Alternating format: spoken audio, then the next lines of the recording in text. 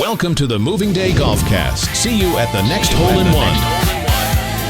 Seconds to Moving Day Golfcast. Broadcasting directly from 9,5 Brasserie at the Brasilia Golf Club.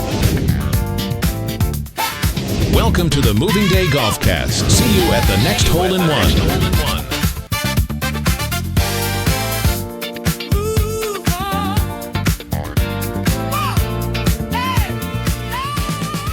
Sejam bem-vindos ao Moving Day Golfcast, o seu podcast do mundo do golfe, negócios e grandes histórias. Estamos aqui direto do 9,5 Brasserie do Clube de Golfe de Brasília. No Tea Time de hoje, Sandro Suffer, que promove o Moving Day aqui em Brasília. Suffer, conta pra gente um pouquinho sobre esse projeto. Um grupo de amigos que se juntou para organizar, não um torneio, mas um jogo, que inicialmente era toda semana, e agora é uma vez por mês, geralmente na última sexta-feira do mês, e que junta todo mundo que joga golfe em Brasília, né? Os profissionais, junta também, obviamente, os professores, os jogadores de scratch, mas também os perebas, né, como a gente chama carinhosamente, o meu grupo, né, de jogadores que ainda não jogam, não são scratch, né, estão subindo aí a montanha, e também os caddies, né, por que não? Também jogam com a gente nesse dia bem movimentado aqui, que a gente tem muito orgulho de ter organizado. E o Golfcast é essa iniciativa que Bruno Hoffman abraçou, que a gente está chamando aí personalidades, né, do clube de golfe, do golfe de Brasília, para contar tantas histórias interessantes que existem para a gente conhecer em mais detalhes desse esporte maravilhoso. Bem, e para completar o Tea Time de hoje, temos aqui o nosso convidado, que, já começando com a brincadeira aqui, na minha visão, um pouco ele personifica assim, aquele estereótipo do brasiliense da década de 60 e 70, legítimo morador da capital, filho de deputado, né? E, enfim, um dos mais longevos sócios aqui do Clube de Golfe de Brasília, tem muita história para contar sobre o clube, sobre o golfe do Brasil, por que não? Nosso queridíssimo Ari Alcântara. Eu tenho que agradecer ao Moving Day. Depois de 59 anos aqui nesse clube, comecei aqui, meu pai, como tu dizes, deputado, eu tinha passado no vestibular da UNB em 67, e também no ITA. E meu pai, achando que eu ia ficar jogando golfe em São Paulo, que eu não ia estudar, me trouxe para Brasília dizendo que é campo de golfe. Não tinha. Tinha mais ou menos.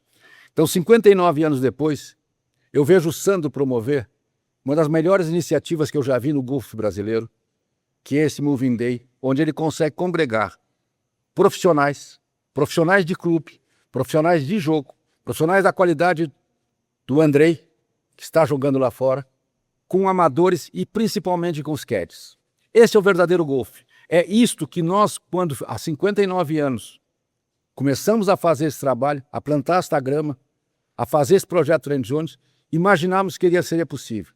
E Deus me deu a felicidade de estar vivo aos 77 anos e jogando golfe para estar presente nesse evento. E você, Bruno, fazendo esse trabalho aqui, mostrando às pessoas que o golfe existe além do próprio golfe. Que o golfe é um convívio social, esportivo e principalmente humano.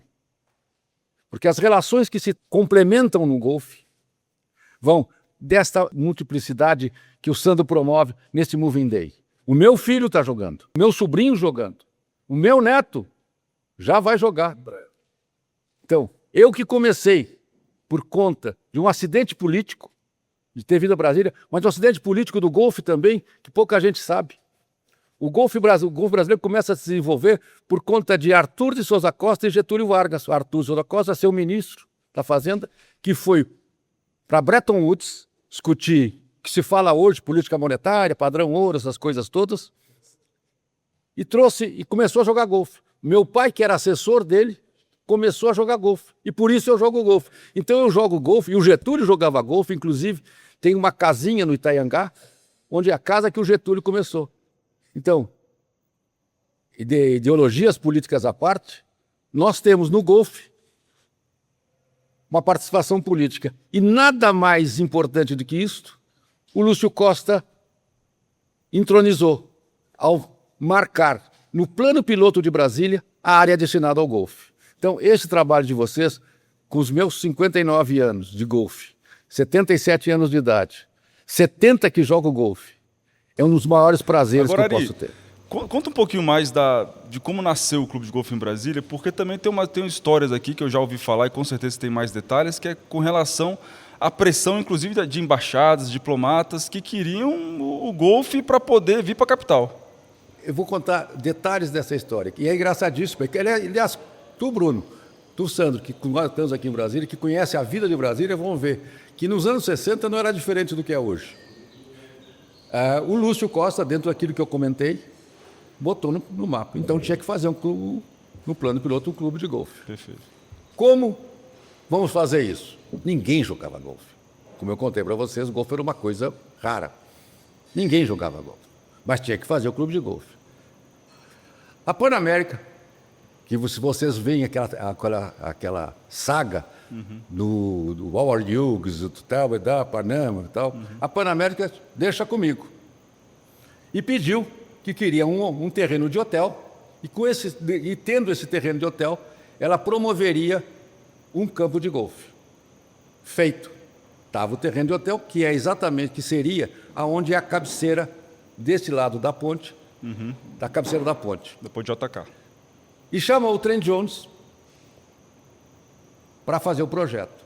Imediatamente, e a iniciativa do Itamaraty, porque existia a lenda de que os diplomatas exigiam um campo de golfe, o Vladimir Murtinho, que era do cerimonial do Itamaraty, se tornou presidente e começou a organizar.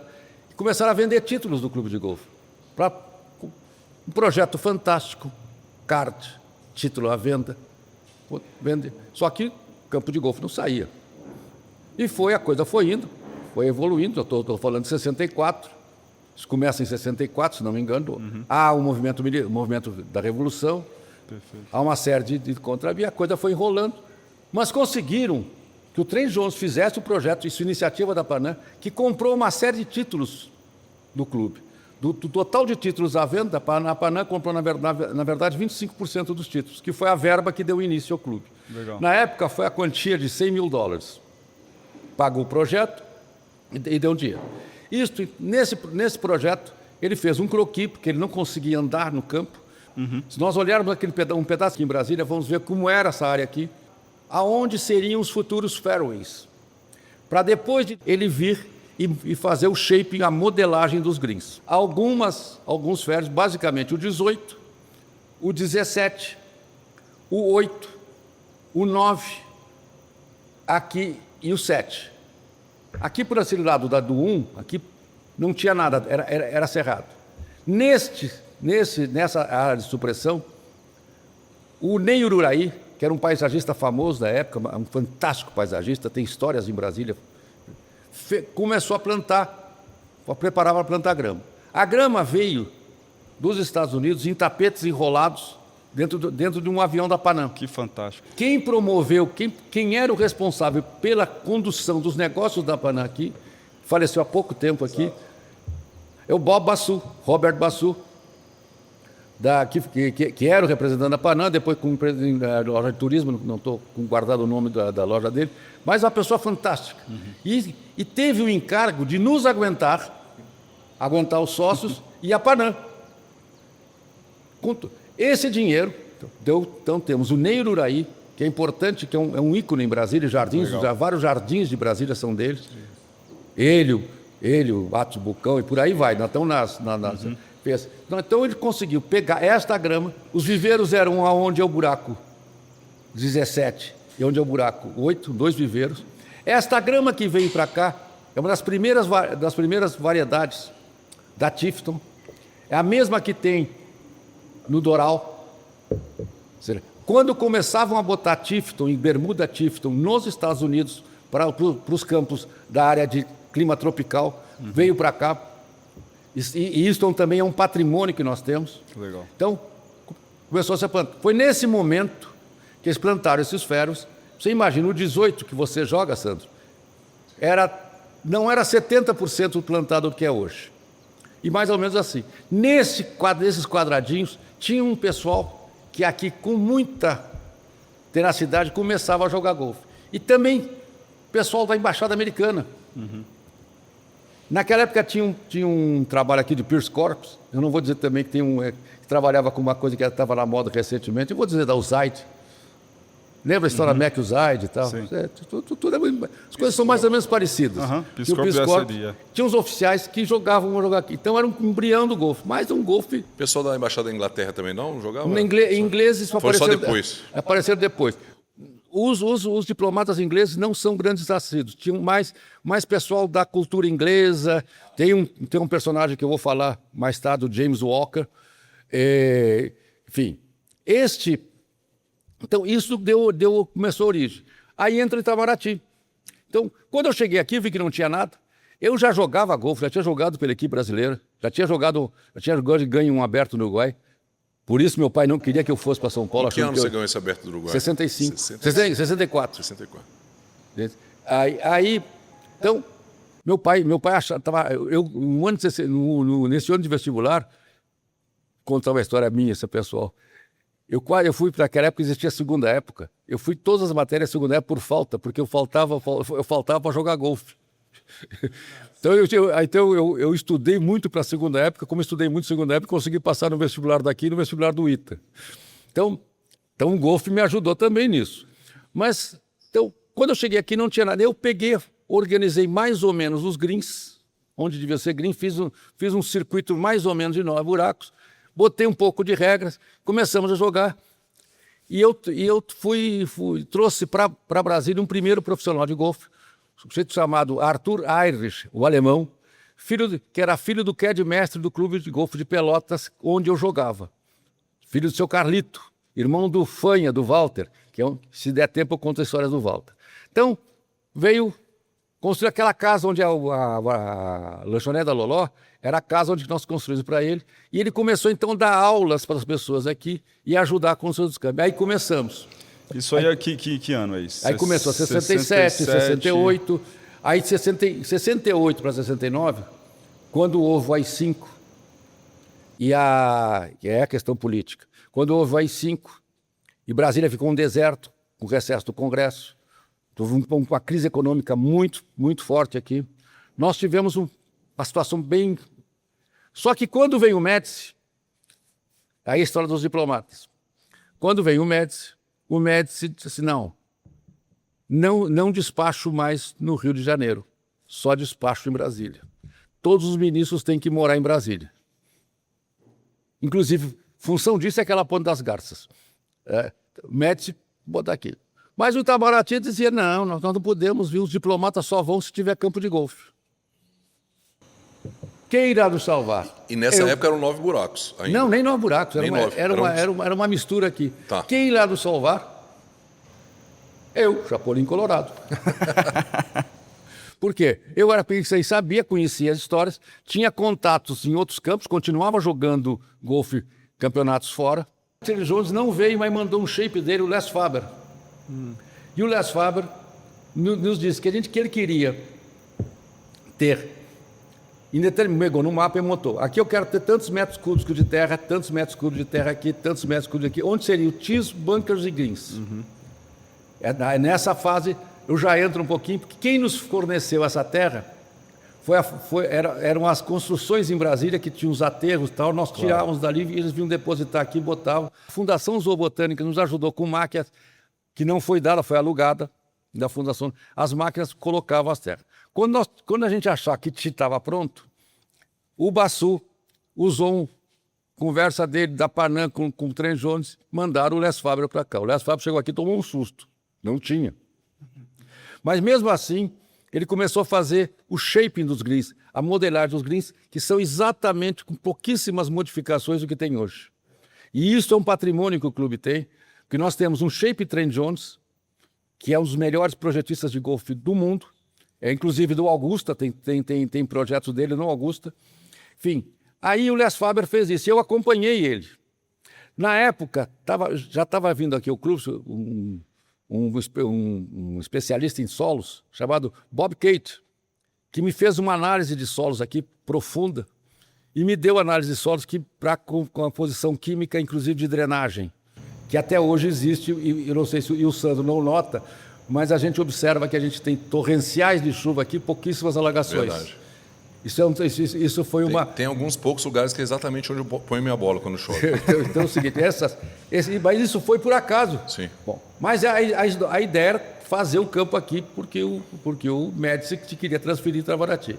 Aí começaram a vir os primeiros diplomatas. Inclusive, um grande jogador de golfe, o André Mesquita. Só por questão temporal, aí a gente já está em que ano? 70 e depois do Médici, 71, 72. Perfeito. Legal. Tá? Tem aquela fase 67, Sim. depois tem a fase AI-5, tá? que é uma fase que em Brasília toda teve uma parada.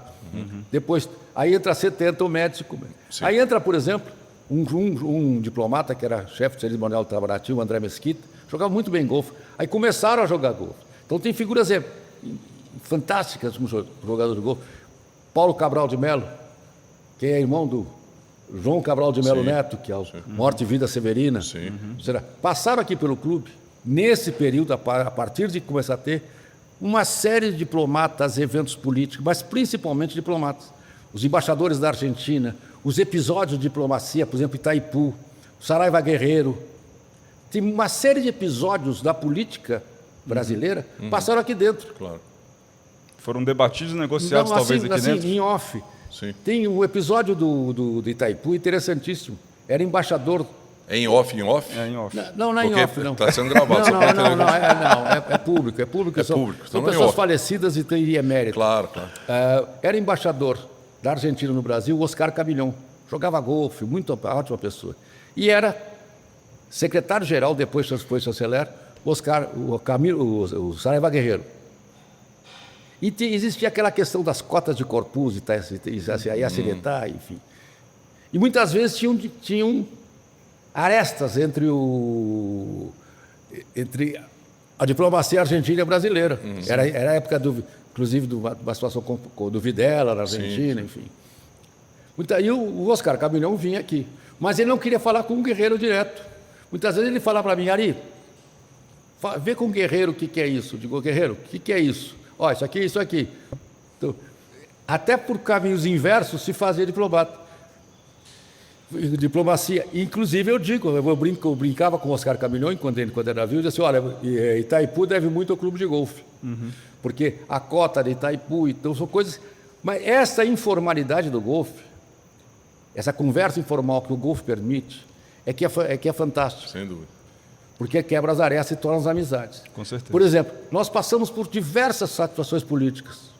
Nunca se discutiu política no clube. Eu fui do conselho anos a fio. Eu não sabia qual era a opinião política dos conselheiros do clube. Então, o Brasília, o clube de golfe, E tem fazer isso dentro de Brasília é um desafio grande. Isso é o mérito do golfe. Sem dúvida. Hoje mesmo aqui no clube, se você perguntar qual é a opinião política de A, B ou C, eu não sei. E eu faço um cast político. Sim. Então, essa é a grande vantagem. E este clube produziu isso. E este era o espírito de fazer o clube de golfe em Brasília na posição que ele é hoje, geograficamente, da ideia que eu acho que passou pela cabeça de Lúcio Costa.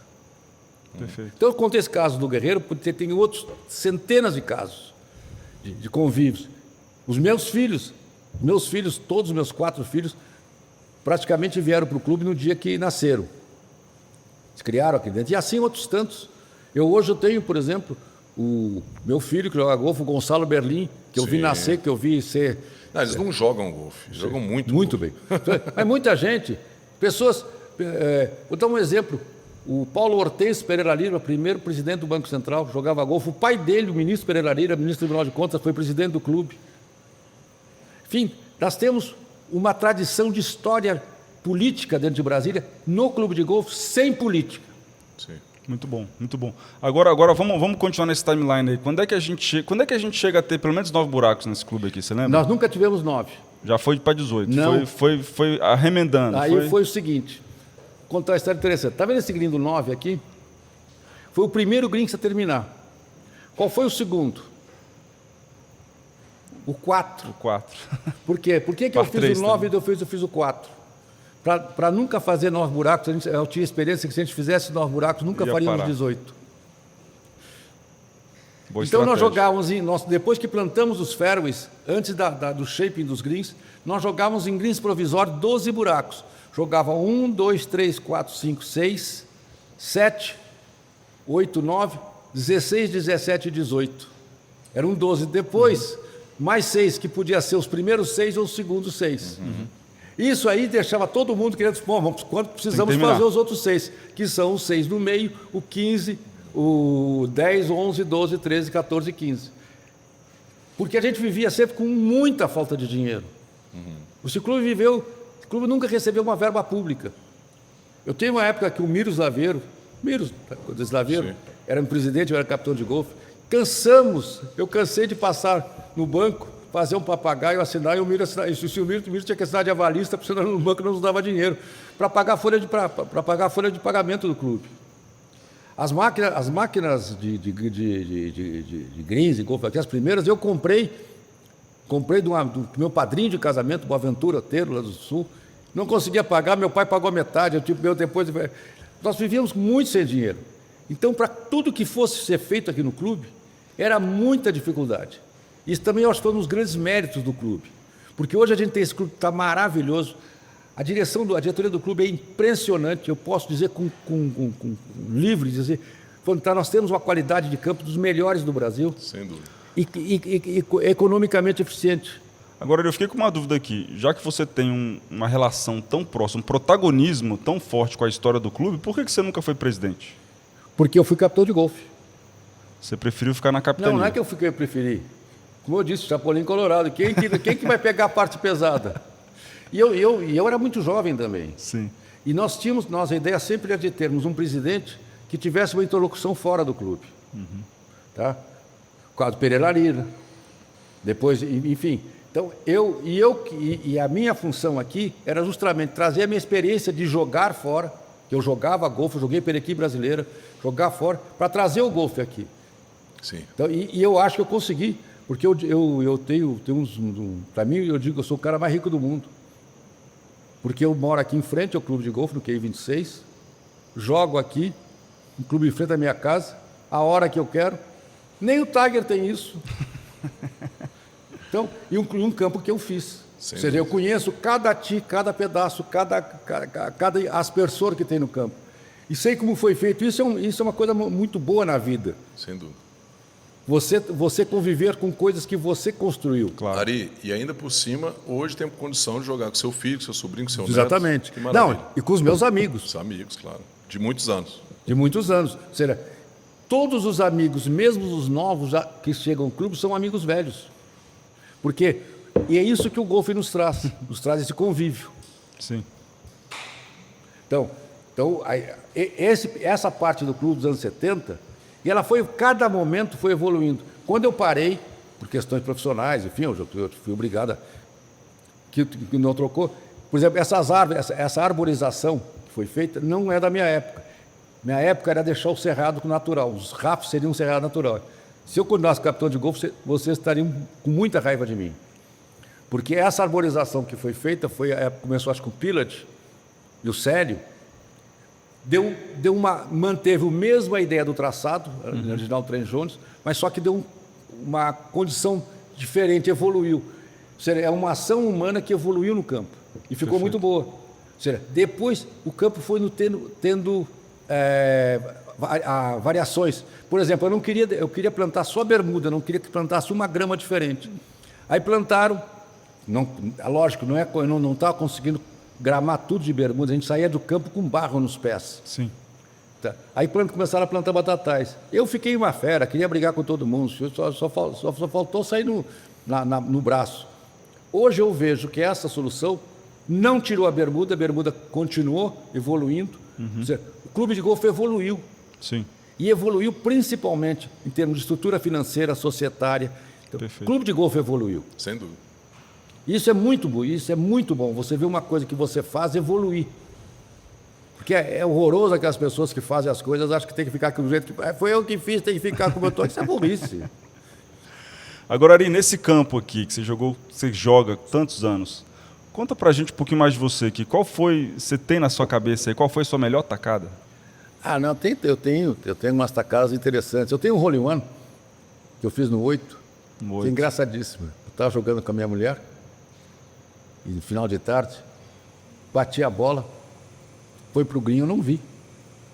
E procura, vou bater, já está aqui no buraco. Não, tem tacadas incríveis. Eu tenho um tiro que eu me lembro até hoje, né, o Sandro sabe, aqui no crossbunker do 7. Sim. Ali, né, eu botei um drive ali, eu olhei, peguei um ferro 4 de dentro do crossbunker, larguei no green e fiz eagle. Olha, Deixei a bola, joguei uma bola para cima e tal. Sim. Esse campo, eu não posso pensar, ele é extremamente instigante, porque ele tem um traçado, que evolui muito bem. Quem joga aqui não se dá conta da qualidade do campo que é. O traçado dele é muito bom. Uma ideia do por que os greens são pequenos. Quando o Les Faber fez os greens, ele disse: eu vou fazer os greens, não vou fazer os greens grandes porque vocês não vão ter dinheiro para manter. Poucos sócios não manterão greens. Então nós temos greens pequenos com boas pendências. A grama, a forma de cortar a grama, por exemplo, permite que vocês deixem o green um pouquinho mais pesado, que facilita o jogador principiante, o jogador que não joga tão bem. Então o campo é muito, muito bom. Lógico, se nós quiséssemos botar esse campo num padrão para o jogo de hoje, nós precisaríamos aumentar esse campo mais 300, 400 jardas. Mas ele hoje é um campo que atende tudo. Então, a melhor tacada que eu vejo nesse campo aqui, que é o que eu acho de campo mais instigante para mim, sempre foram nos par 3. Os par 3 aqui são todos eles bastante comuns. O 13, por exemplo, é um buraco complicadíssimo. Muito difícil. Parece fácil, mas é muito complicadíssimo. Eu agora pego muito mais curto, mas quando eu jogava, você tinha que jogar ali de trás um ferro 7 para cima, para passar por cima da banca, para a bola vir com o efeito contrário, para ela passa o green. Exatamente, depois, ela passa. Então, é um buraco. Você tem buracos, tem buracos. Além do hole in one, então, esses par 3, vários birds, e você lembra vários qualidade? Vários birds, eu tenho albatross. Eu tenho 2. O albatross foi em qual? Eu tenho albatross no 7. Eu tenho albatross no 7. Eu tenho, por exemplo, 2 em todos os para 4. Todos para 4 eu tenho buraco. 2 eagles. Fazer 2 tacadas. 2 eagles. 2 eagles. 2 eagles. Em todos os par 4. Todos os par 4. Fantástico. Tem jogo. As jogadas mais interessantes que eu posso me lembrar são jogadas que eu estava numa situação muito difícil, bola no meio do mato ruim e tal, tinha que fazer alguma mágica e eu digo, eu vou fazer. Tanto que eu brinco, eu gosto muito de fazer jogo de circo. E eu tenho uma frase que eu digo aos meus, que eu digo, quando eu fui coach, eu dizia o seguinte: eu dei uma tacada, fiquei no mato. Eu digo, que bom, agora eu tenho oportunidade de tratar uma bola difícil. Vou me divertir muito se acertar. Aqui tem um tiro, um dos tiros mais difíceis de golfe que eu conheço, é o segundo tiro do 16 para quem bate longe, que fica ali na descida. Sim. Você está com os pés aqui com o green aqui. Green agora, o Rogério aumentou um pouquinho. Então, aquele segundo tiro do 16 é impossível aquilo. Porque você está com os pés aqui, com a bola aqui, a tendência é você tentar fechar, mas se você abrir, então é dificílimo. Você tem quer ver um buraco difícil, por exemplo, com a bandeira na direita, o 6, o 1 com a bandeira um pouco no fundo à direita, com aquele levantado, com aquela alto que tem na frente, se o green estiver rápido, é impossível. Não para. O 2, dependendo da bandeira onde tiver, é um buraco curto de par 4, mas então todos os buracos aqui, se você analisar um lado ou outro, tem tacadas muito interessantes. Agora fala pra gente a sua pior tacada. E o que você aprendeu com ela? A pior tacada dessa foi fantástica. Essa eu me lembro. Foi num Aberto Brasília. Então, a gente tinha um coquetel antes. A gente, coquetel antes da noite anterior. E eu saí no 1. Eu dei uma pegada na bola aqui assim, a bola saiu fora de campo, ali onde estão as máquinas ali. Já começou assim? Comecei assim, numa ressaca monstro. Ou seja, não joguem golfe de ressaca, que é um horror. Ou seja, então, nessa foi das piores tacadas. E aí deu para recuperar um pouco? Não, nem sei, joguei, mas ou seja, na época eu jogava golfe. E não tinha mulligan, infelizmente, que era um campeonato. Eu estava num grupo dos principais jogadores. A pior tacada a que eu me lembro foi essa. Não, tem histórias. Eu tenho uma história minha que eu conto para os meninos, que é uma das coisas que mais me envergonha no golfe. Eu estava jogando um aberto em Livramento, nesse campo do Andrei. no estadual de golfe. Eu tinha 16 anos. E joguei no buraco 18, eu tinha um pate assim, para ganhar, 2 pates para empatar. Tá feito aquilo ali, né? Eles tinham posto o buraco em cima de um montinho. Eu olhei um montinho, se for dar uma firme no meio. Lógico, a firme não entrou, passou. Eu voltei, errei, perdi, tomei 3 pates de uma distância. Eu peguei e joguei o taco para cima. Brabo, joguei o taco para cima. Quando eu entrei no vestiário, o diretor Boaventura Otero disse: você está suspenso 6 meses. 6 meses.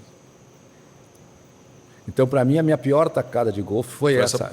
Para cima. Foi de eu ter jogado o taco para cima, ter me irritado, Claro. ter reclamado de uma tacada. Sim. E nesse assunto, conta pra gente quais as lições do golfe você leva para fora do campo, seja nos negócios, com a família. Eu não digo só do golfe, eu digo para todo esporte. Nada te dá mais exemplo da vida do que o esporte. Se você treinar, se você trabalhar, se você se dedicar, você tem resultado. Não é talento que ganha, é trabalho, resultado, vontade. E isso, segundo, respeito. Principalmente ao adversário. O teu adversário é que faz o teu sucesso.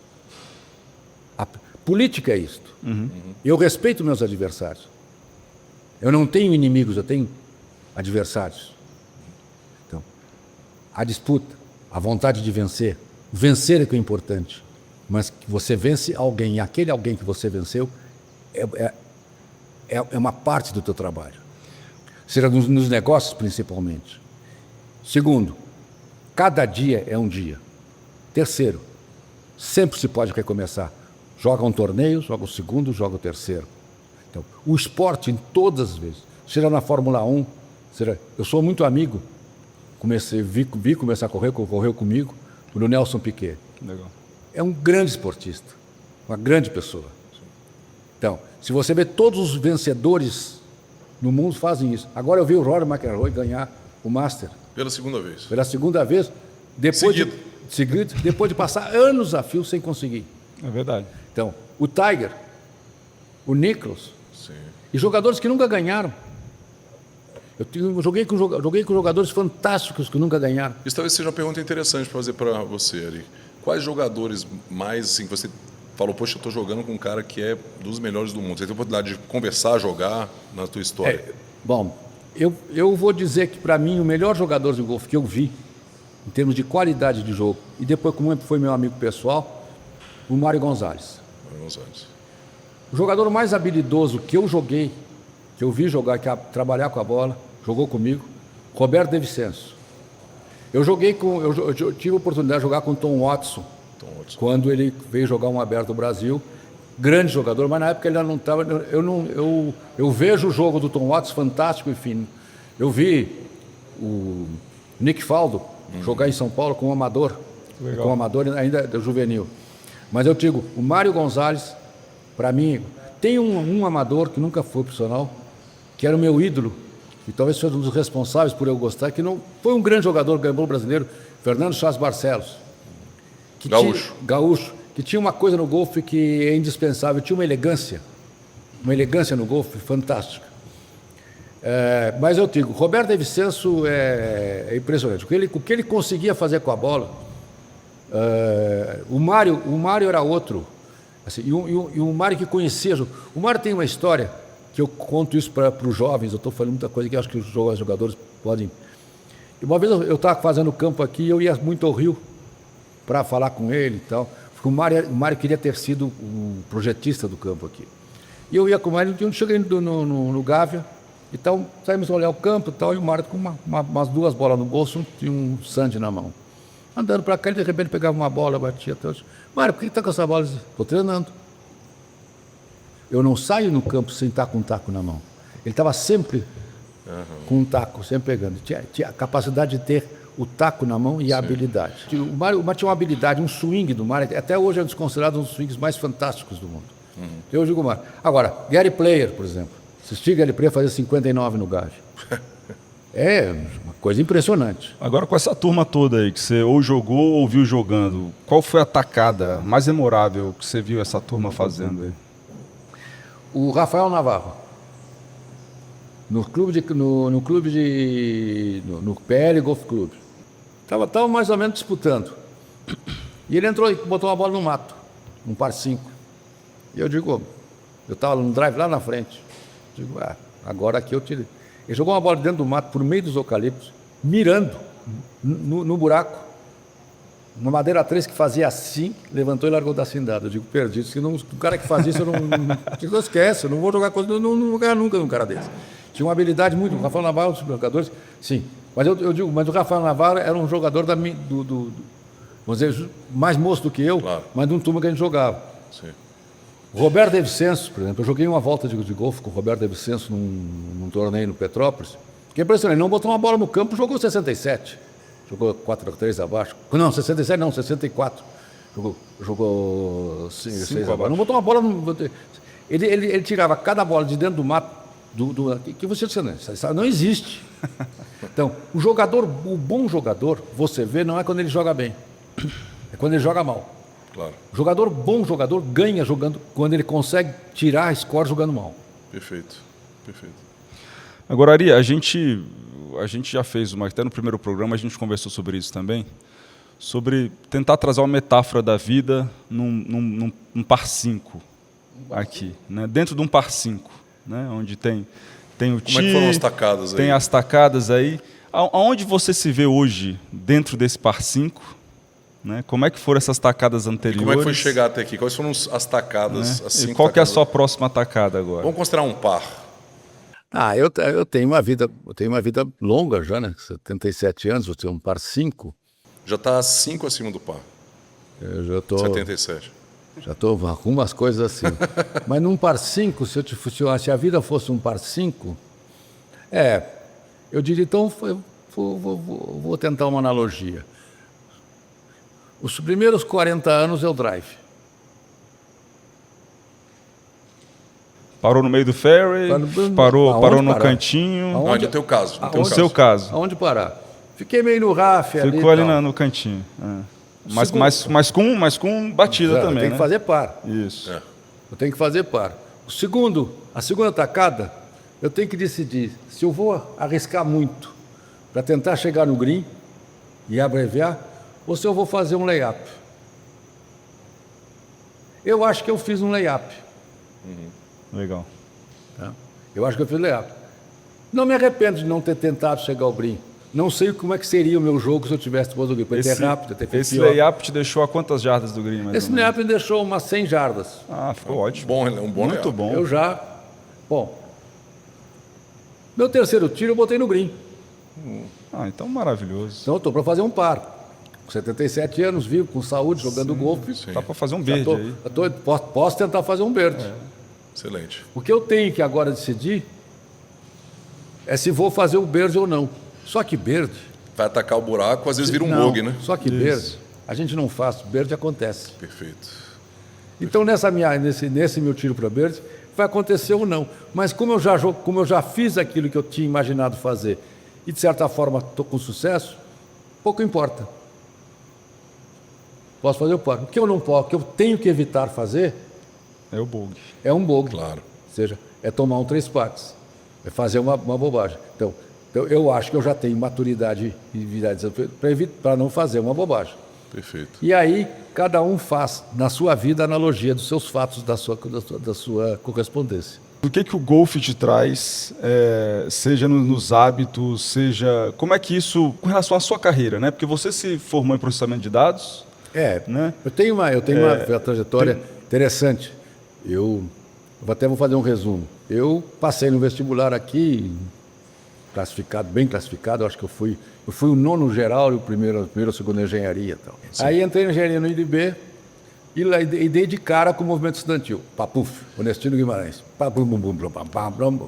E, lógico, eu estou dentro da universidade, jovem naquela época. Vibrante, né? Não tô fora.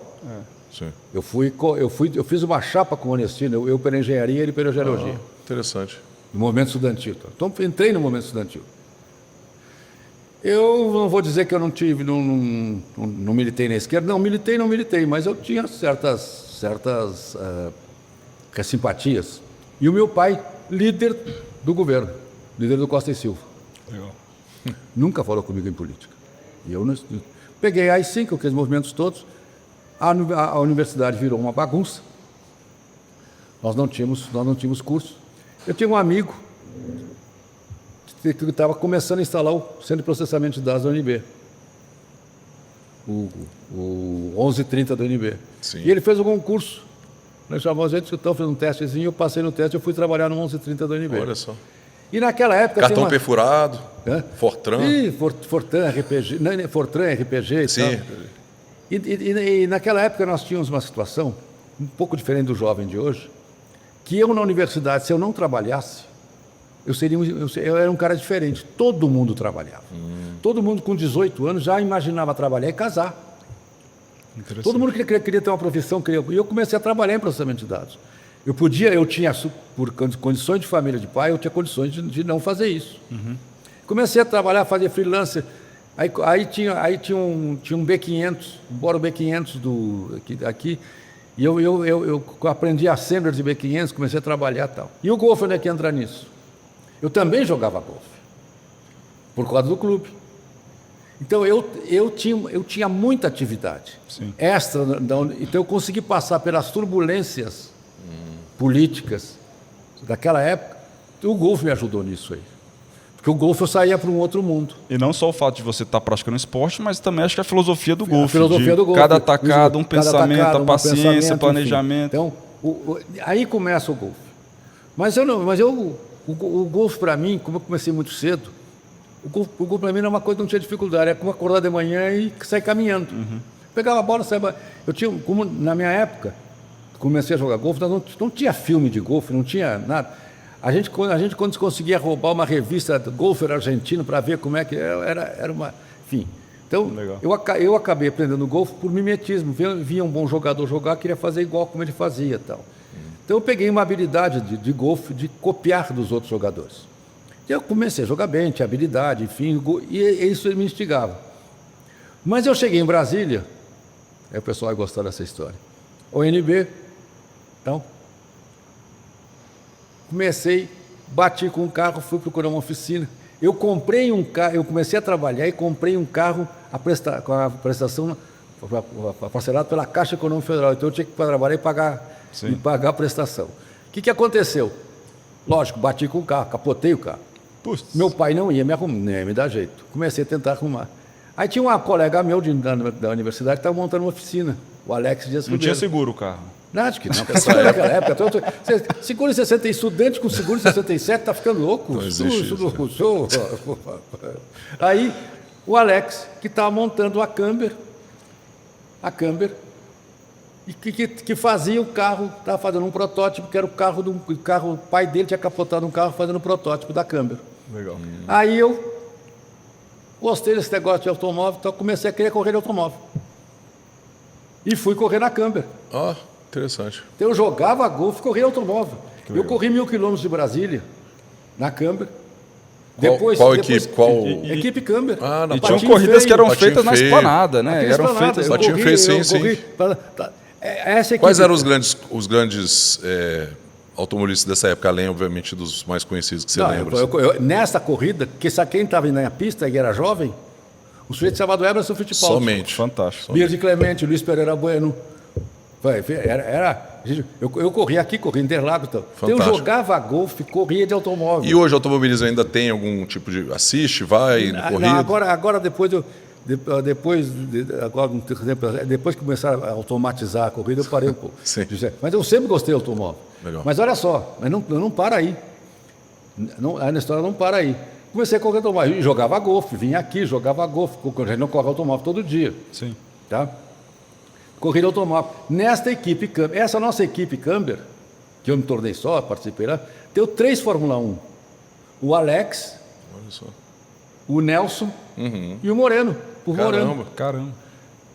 Então o esporte, o golfe, Então o golfe te atrapalhou, para você não ter ido para a Fórmula 1, então, Exatamente. pelo jeito. Não atrapalhou. Não, atrapalhou. Era não. para ter ido Não, para a Fórmula 1, pelo menos uma Fórmula Indy. Perdemos um Eu não fui ídolo. para a Fórmula 1 por perdeu um razão ídolo muito simples. aqui. O dia que eu vi o Nelson dirigir, o Nelson Piquet dirigir automóvel, eu disse que isso eu vou voltar a jogar golfe. Isso aí não é para mim. Porque aquele sabia dirigir. Sempre foi Fora da curva. Fora da curva. Então teve automobilismo. E a universidade. Mas eu já trabalhava em processamento de dados. E a tua carreira no processamento, você passou por quais lugares? Rapidamente. Aí é que eu vou. Nesta fase, eu precisava ganhar mais dinheiro por causa dos carros.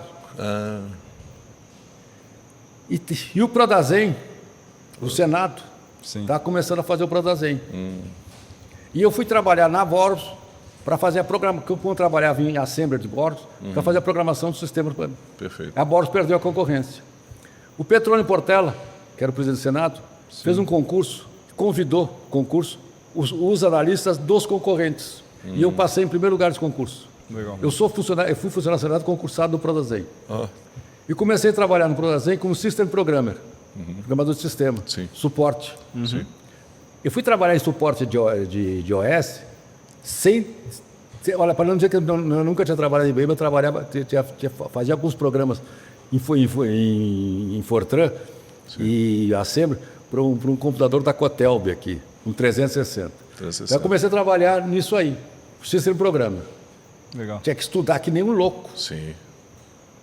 Para quem não é da área de informática, para você entender, você programar em Assembly nisso.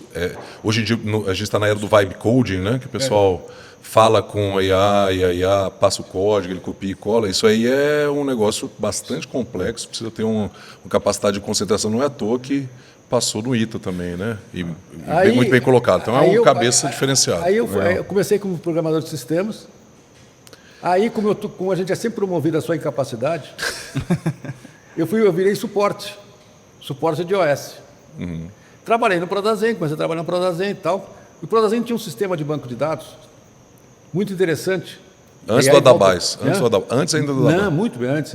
Era um sistema, foram trabalhar no CICS e no STERS, que a lógica é a mesma que o Google hoje de algoritmo de palavras, procurar por palavras, enfim.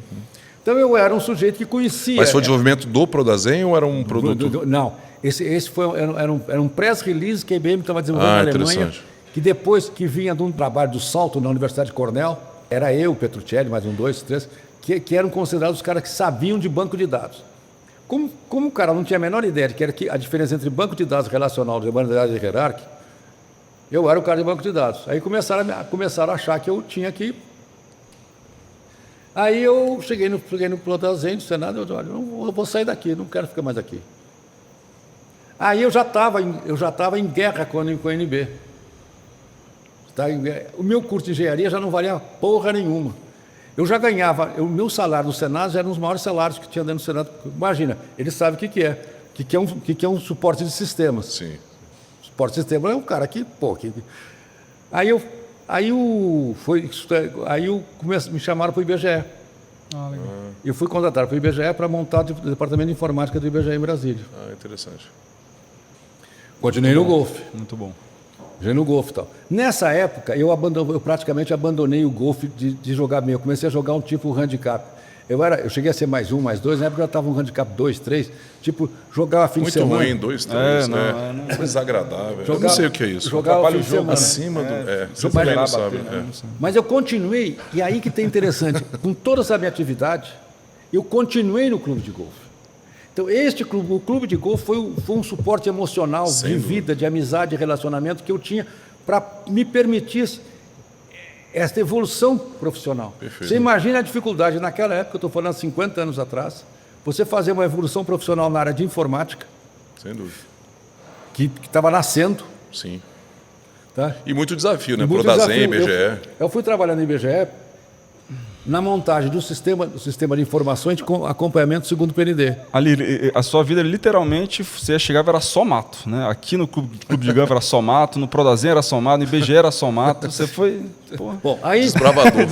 Mas no IBGE foi fantástico. Nós implantamos esse sistema aqui na roda hoje, Sistema de Orçamento da União. Esse sistema de acompanhamento e execução orçamentária também foi na nossa época. Sim. Matriz de relações intersetoriais, modelo macroeconômico de avaliação. Aí eu comecei a aprender estatística, macroeconomia, aquele negócio tudo Legal. todo. Aí eu já fui promovido em competência novamente. Eu deixei de ser analista de sistema para ser um especialista em matemática econômica, econometria. Aí eu conheci o Mário Simons. Lógico que eu não tinha nem noção. Então, mas essa vivência do clube, o esporte, sempre foi o motor. E uma capacidade, um autodidatismo que é muito comum na área de informática. Né? Você precisa aprender ali e acaba fazendo. Você tem que... eu digo que o analista de sistemas, isso é interessante, é como o golfe. Nada está pronto. Tudo você faz de novo. Você só consegue saber quando você consegue construir. Se você não consegue fazer, você pode esquecer que você... Para o analista de sistema, Ctrl+C, Ctrl+V não existe. Se você não sabe como está aquilo, você entrou numa empresa para instalar, você vai dizer assim, como é que funciona? É um banco. Não, é um banco, os funcionários e o banqueiro. Cada um é uma parte móvel. Perfeito. Você não vai se você não entender como o banqueiro funciona, como o dono da empresa funciona, como você não vai fazer uma análise de sistemas. Eu acho que isso é uma coisa muito interessante. Vou fazer só um pequeno parêntese, porque eu acho que a gente, quando joga golfe, a gente tem a nossa história familiar, a nossa profissão, e isso, como eu também sou dessa área, eu enxergo muito isso também. Outro dia eu estava falando com um amigo que é físico, e ele é muito matemático, estilo Deschambault, assim, né? Digamos assim, né? Estatística, matemática, números e tal, só que, claro, não tão bom. E ele falou, não, mas isso não é tão difícil, que você põe a primeira aqui, a segunda é só botar aqui com tantos graus, você desvia, você tem que botar tantos % no fairway, e isso conecta com o que você falou um pouco antes, que você descobre que quando a pessoa é boa, quando ela consegue ir no mato e salvar, e as melhores tacadas são essas, e Exatamente. Ninguém acredita que o físico, acho que é isso, o engenheiro, o analista de sistema, o cara da informática, ele precisa fazer na realidade aquilo se conectar com um objetivo de negócio ou de jogo, digamos assim. Você, quando é treinado em sistemas, o Sandro sabe disso, você acorda de manhã, você vê a sua vida e é um sistema. Sim. E como todo sistema ele tem máximos e mínimos, você tem a viabilidade. Então você tem que fazer aquilo que é viável, a melhor forma de fazer com o menor esforço possível. Está programando a sua vida o tempo inteiro. O golfe é isso. Mas o golfe te ensina isso antes de te ensinar a análise de sistemas. Se você não fizer isso, você não joga golfe. Eu agora, aos 77 anos, eu cheguei aqui no clube, eu estava batendo bola. Fui bater bola no driving range, o Guarizinho foi treinar, bater a bola no driving range. O que eu fui treinar? Peguei no ferro 1. Por que eu estou dizendo? Bom, eu tenho que arranjar um swing viável com o meu físico, 77 anos. O que eu digo? Agora está muito mais interessante, porque está muito mais difícil. Perfeito. Então, eu estou reaprendendo a jogar golfe de novo, porque eu tenho que aprender um golfe para 77 anos de idade. E isso é um desafio. Esse desafio você está todo dia. Então, você, quando sai do desafio profissional para o desafio do esporte, o desafio passa a ser uma coisa normal na tua vida. Perfeito. Você está desafiando sempre. E não é uma coisa que te dê estresse, é uma coisa gostosa, é prazeroso o desafio. Sim. Você não pode deixar aquele seu handicap mais 2 de antigamente ser um peso para você. Não é. Nada é. Então, o esporte, e o golfe tem essa qualidade, você me vê 77 anos jogando, ele te leva uma vida inteira. Eu tenho 70 anos que eu convivo com o golfe. Já te contei que eu corri automóvel. Eu joguei polo a cavalo.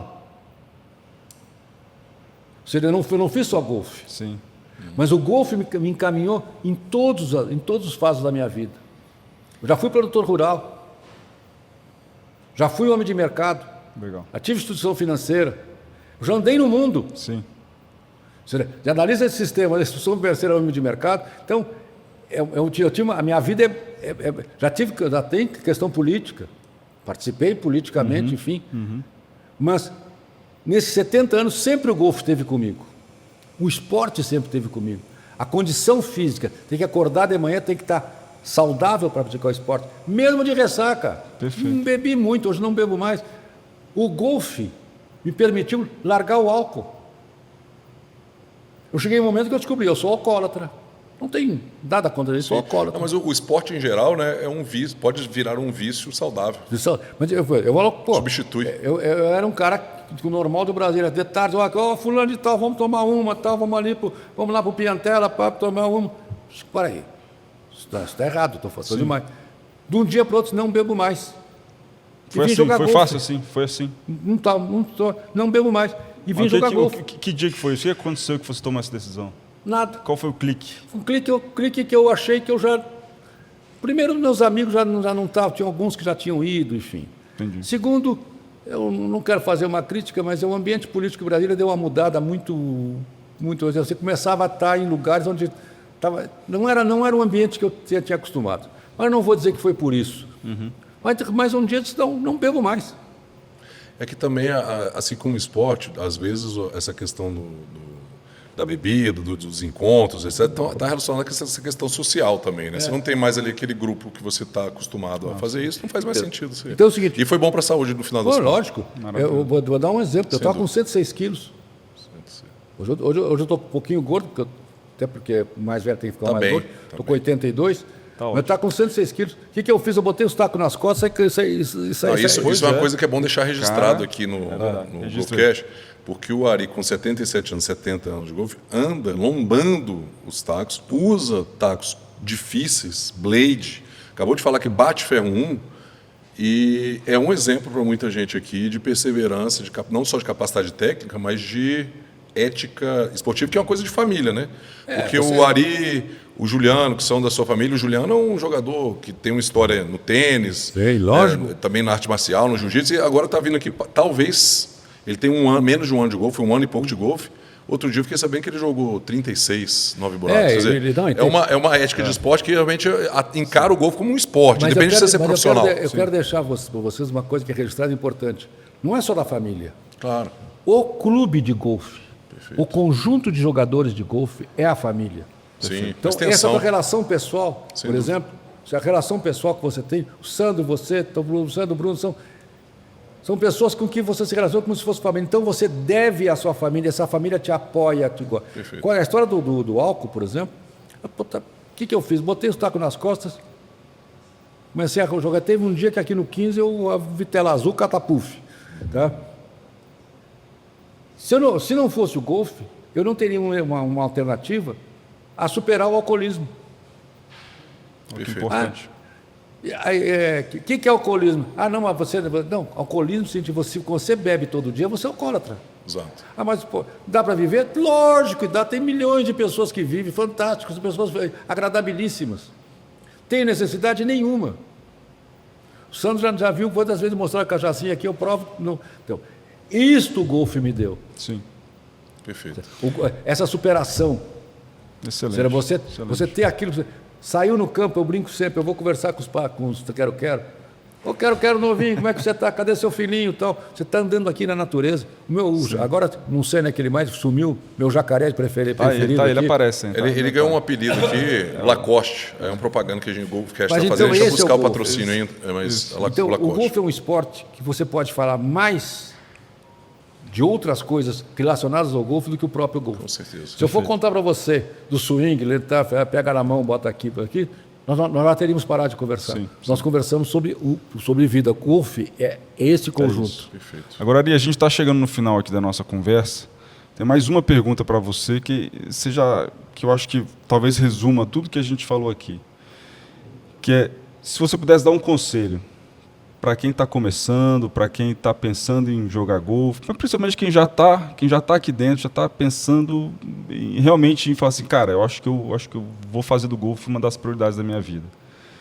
O que você diria para esse pessoal? Começa. Primeiro, cada tacada é uma tacada. Cada tacada. Quando você der uma boa, aquele prazer que você vai ter naquela tacada boa supera todas as ruins que você deu. Com certeza. Começa. Observe os outros e, principalmente, faça grupos e amizades. O golfe é um esporte de amigos. O golfe é isso que nós estamos fazendo. Contar uma história de 60 anos. 60 anos que eu falei que é de amizades, de feitos, de evolução. Então, golfe é um esporte que deixa isto. Então, começa com a aula no profissional, do seu jeito. Ninguém joga mal, ninguém joga bem, todo mundo joga golfe. Na hora que a bola entrou no buraco, acabou. Sim. Fiz 12, ótimo, podia ter sido 13. Fiz 3, ótimo, podia ter sido 4. Perfeito. Então, não existe isso. Jogue, se divirta, pega os amigos, tal, dispute, queira ganhar, briga, faz parte.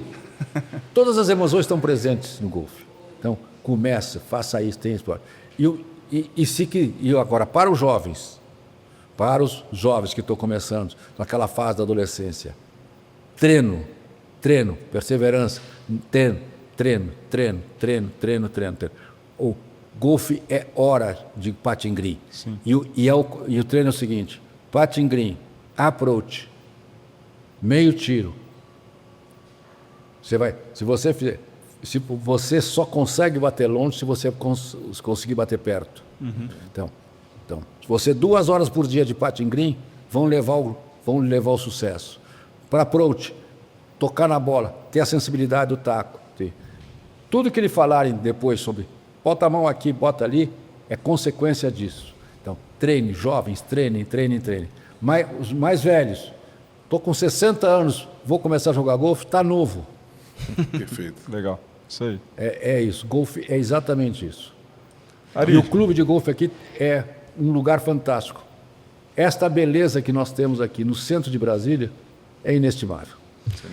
Ari, fantástico. Obrigado pelo seu tempo, obrigado por ter topado participar com a gente aqui. Mas excelente, foi realmente um episódio aí fantástico, memorável, é aprender muita coisa. A gente conhece alguma coisa, mas a gente aprende muita coisa com essas conversas e isso fica também registrado para muita gente, não só de Brasília, das pessoas que estão aqui em Brasília, mas do golfe brasileiro, pessoas que estão iniciando, porque o golfe é um esporte que tem uma popularidade variada, que muita gente tem preconceito em relação ao golfe. O golfe é um jogo apenas para quem vai ser profissional, ou então apenas para quem tem muito dinheiro, etc. E isso tem mudado, inclusive, no Brasil, né?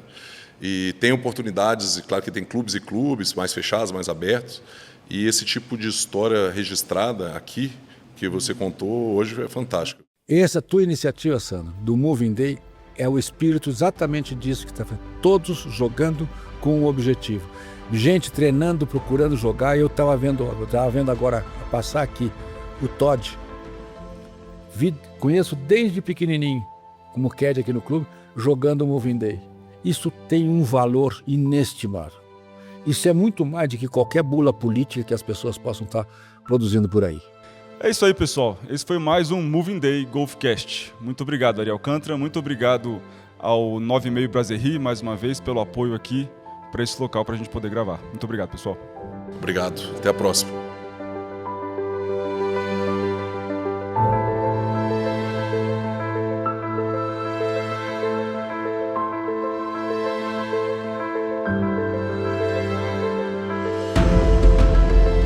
Um lugar onde é possível entender que o silêncio e cada passo carregam muitos significados: paciência, controle e decisão.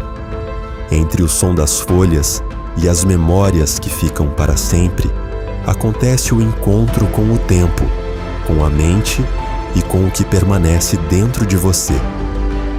E a próxima grande história pode ser a sua.